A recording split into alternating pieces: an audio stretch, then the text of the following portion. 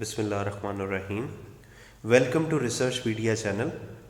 दोस्तों, आज की इस वीडियो में मैं आपको रिसर्च गैप आइडेंटिफाई करने का तरीका समझाऊंगा।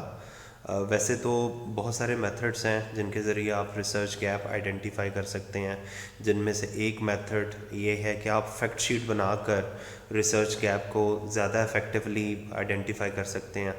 लेकिन एक सिंपल मेथड जो मैं बिगनर्स को समझाना चाह रहा हूँ, जो उनके लिए समझना बहुत ज़रूरी है कि रिसर्च गैप को आइडेंटिफाई कैसे किया जाता है, तो वो इस तरीके से है।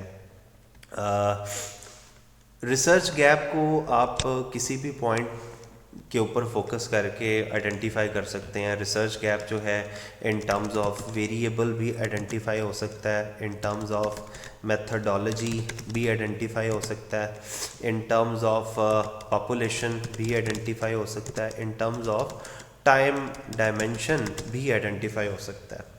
ठीक है, तो मुख्तलिफ़ तरीके हैं रिसर्च गैप को आइडेंटिफाई करने के लिए। मैं वन बाय वन सबको एक्सप्लेन करता हूँ।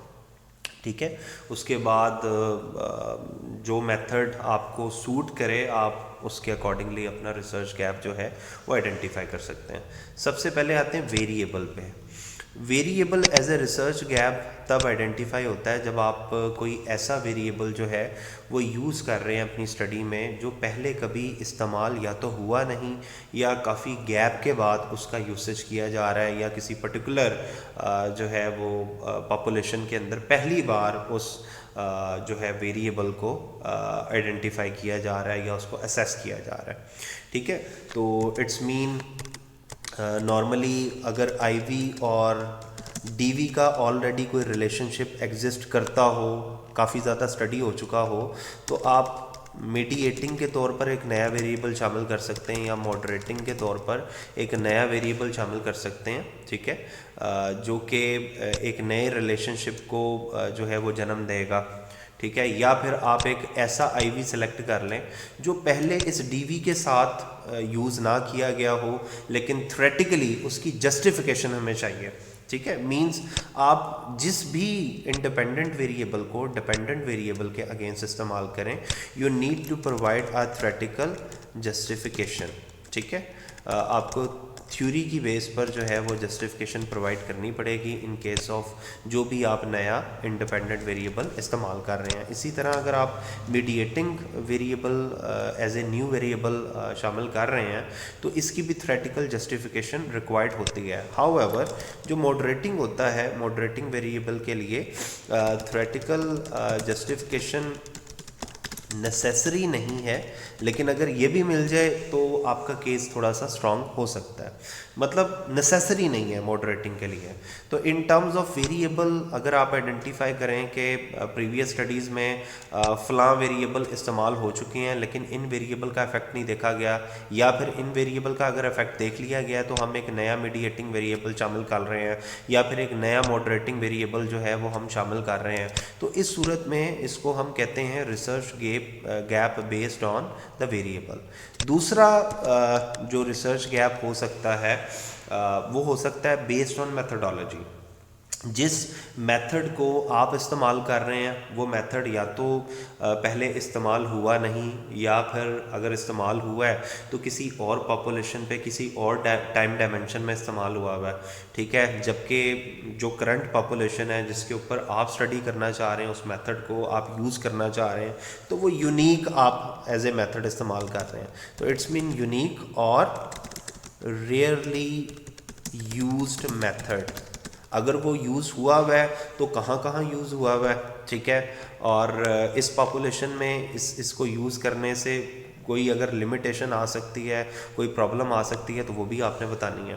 तो मेथड अगर यूनिक हो जाता है या रेयरली यूज़ हुआ हुआ है तो ये रिसर्च गैप होगा बेस्ड ऑन मेथड। उसके बाद है पॉपुलेशन।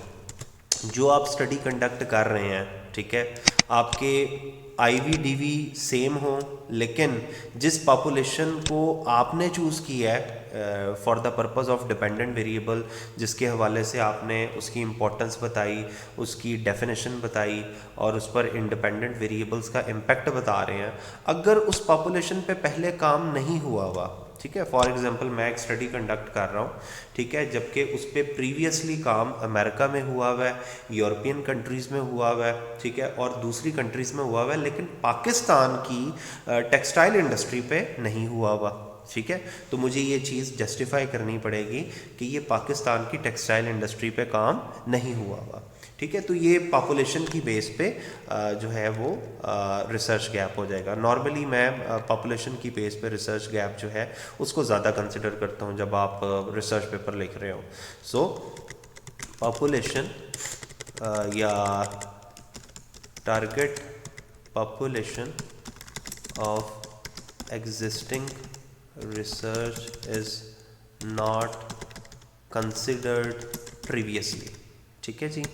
ये आप समझ लें कि प्रीवियसली इस पॉपुलेशन पे काम नहीं हुआ हुआ, या फिर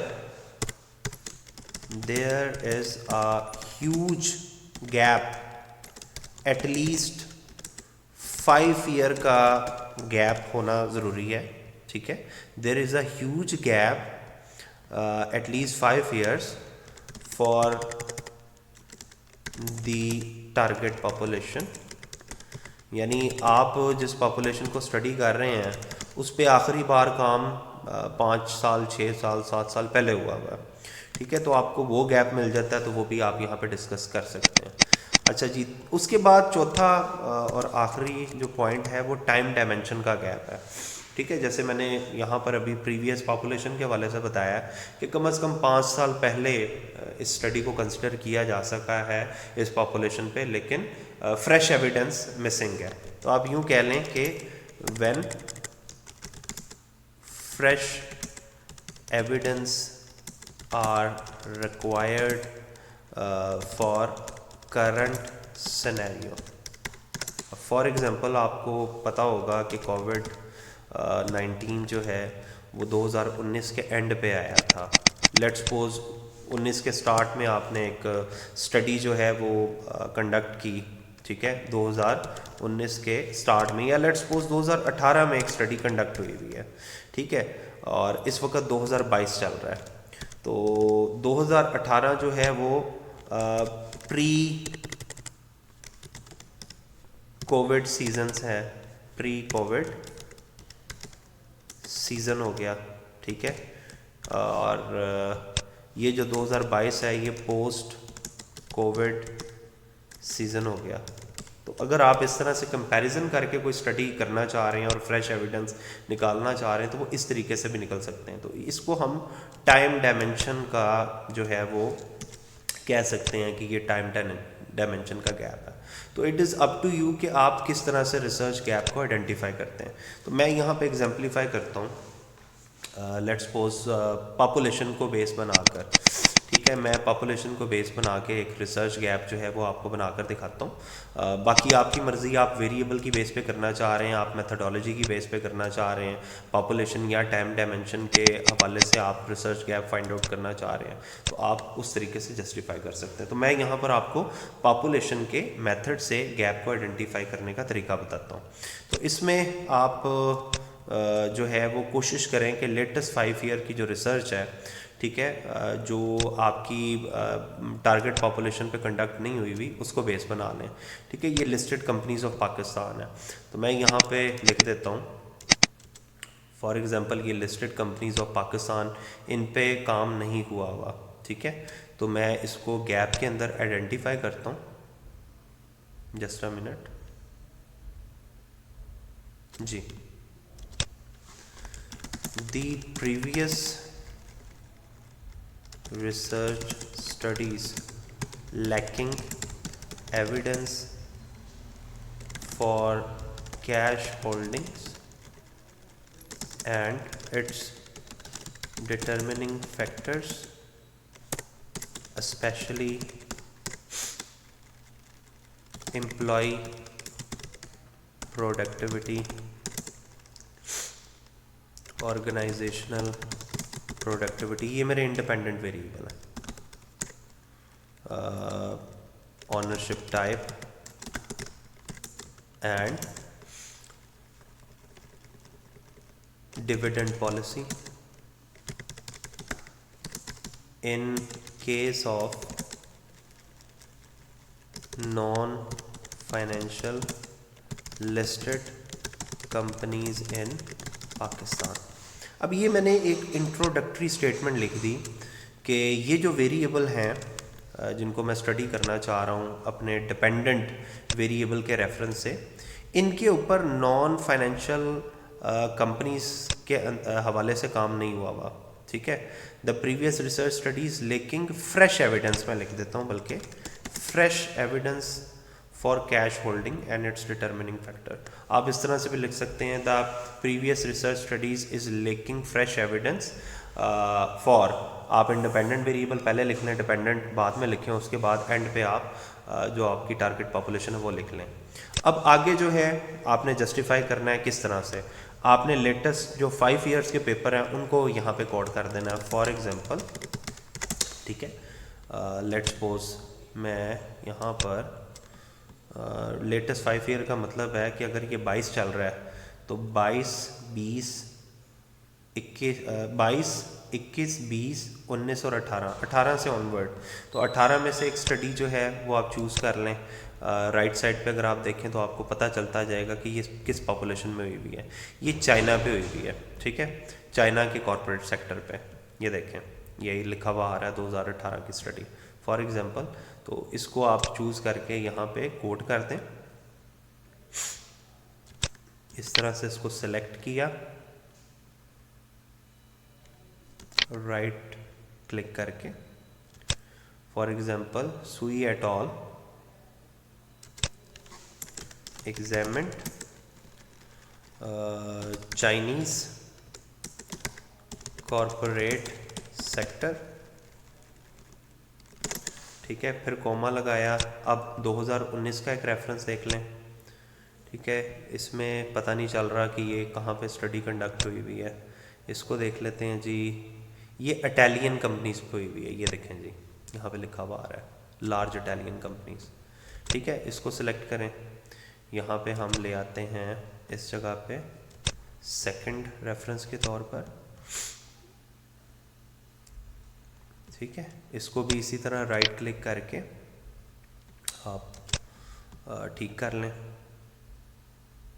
फॉर एग्जांपल सुई at all examined Chinese corporate sector. ठीक है, ला रोका एंड कैम्ब्रिया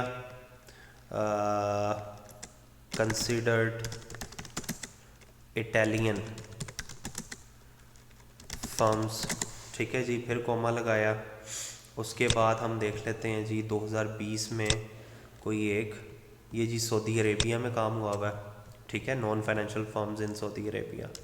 ठीक है, इसी तरह इस रेफरेंस को यहाँ पे कोड कर लें, ये एंटर दबाया तो ये रेफरेंस यहाँ पर आ गया।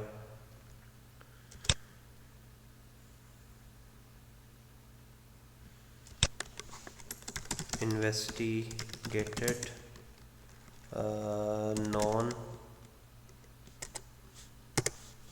non-financial firms in Saudi Arabia 2020 का आ गया। उसके बाद 21 में देखें, 21 में कोई ये एक पेपर जी, ये ग्लोबल एनालिसिस है।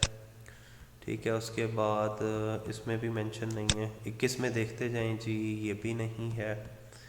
ठीक है, इसमें देख लेते हैं, ये इमर्जिंग मार्केट्स का है, इसमें देख लेते हैं जी, ये भी मेंशन नहीं है। मतलब जिसमें कोई मेंशन हो।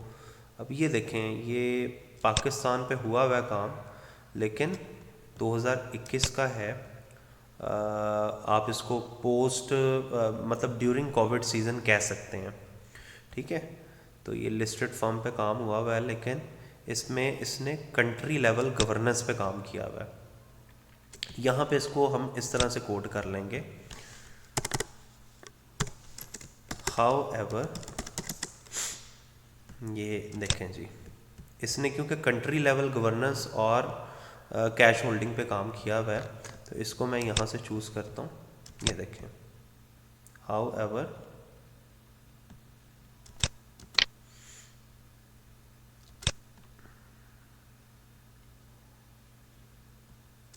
However, in KSER 2021 provided evidence for non-financial companies of Pakistan for the relationship of countries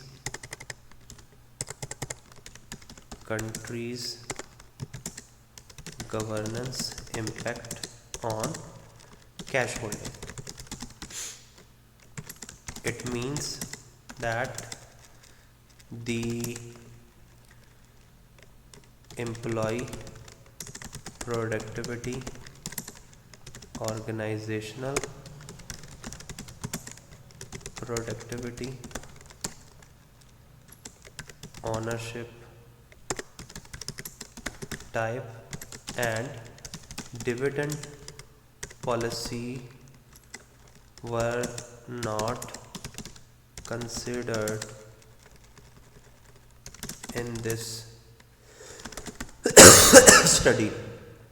ठीक है जी, यानी ये जो लेटेस्ट एविडेंस मिल भी रहा है ना, इसमें भी किसी और चीज़ की डिस्कशन हुई हुई है, इनके हवाले से डिस्कशन मौजूद नहीं है। फर्दर मोर, अब 2022 का भी हम एविडेंस देख लेते हैं। एक 2022 की भी हमारे पास स्टडी पड़ी हुई है, उसमें भी चाइना के हवाले से काम हुआ हुआ है। Further more, the latest evidence in support of present domain is provided in Chinese regions corporate sector by। ठीक है जी, ये मैंने 2022 का एविडेंस प्रोवाइड कर दिया। अब ये एक तरह से पॉपुलेशन की बेस पे रिसर्च गैप बन गया है कि जो मौजूदा हमारा सेट ऑफ वेरिएबल है उनको पाकिस्तानी सिनेरियो में डिस्कस नहीं किया गया। अगर डिस्कस हुआ भी है तो वो लिमिटेड डिस्कशन हुई है। ठीक है, तो एंड पे दे देंगे therefore the present research aims to investigate the impact of employee productivity, organizational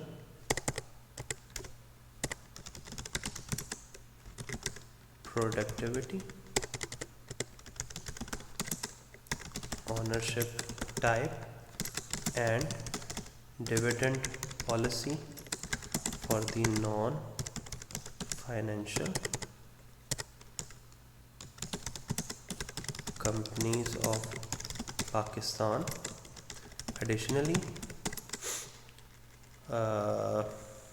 governance quality is used as the moderating variables of the study for the target population।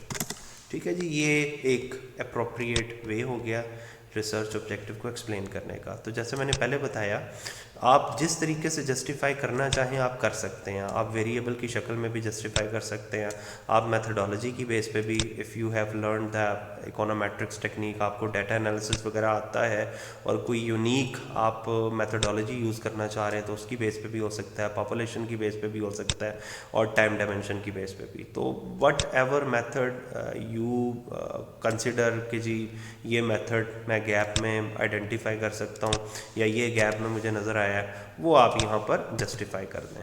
उम्मीद करता हूँ आपको वीडियो की समझ आई होगी। मज़ीद वीडियोस के लिए चैनल को लाइक और सब्सक्राइब ज़रूर कीजिएगा। शुक्रिया।